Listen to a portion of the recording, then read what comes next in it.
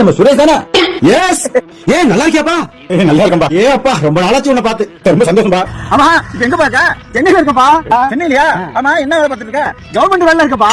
அரசாங்க வேலை இருக்கா? ஆமா. நீ என்ன பண்ற? என்னப்பா நான் அதை பாத்தியா ஆடு மேய்ச்சிட்டு நல்லா ஏதோ பொழப்பு ஓட்டிட்டு இருக்கப்பா.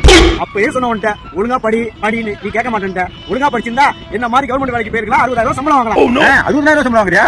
சந்தோஷமா. ஐயா அப்பா சுரேஷ் ஒரு 5 நிமிஷம் இந்த வரவு செலவு கணக்க பாத்துக்கிறேன். இந்த மாசம் வரவு செலவு சொல்லுப்பா. ஆடு வித்தது 6 லட்சம். 6 லட்சம்.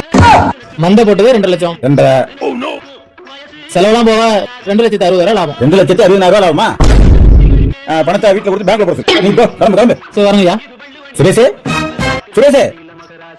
ஐயா சுரேஷ் என்ன பாரு அரசாங்க வேலை ரொம்ப கஷ்டமா இருக்கு. பென்ஷன் இல்லன்ட்டாங்க. அதனால நீல இருந்து ஐயாட்ட அசிஸ்டண்டா வேலைக்கு சேர்ந்துக்கிறேன். அப்படியா? சரி இந்த கம்பு போய் அந்த மந்தையை பாரு.